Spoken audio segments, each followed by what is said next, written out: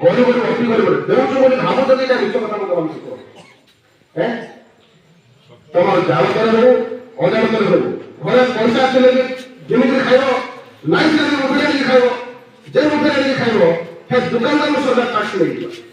तमर उधर से आलो किंतु से टैक्स कारू पाइ कहते लगे आम देउछु अधिक पाउछु कम सरकार को हम देउछु अधिक पाउछु कम आम जब 5 किलो चावल ले तो हिसाब करो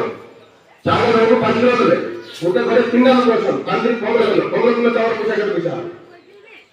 केते टका हवा केते हवा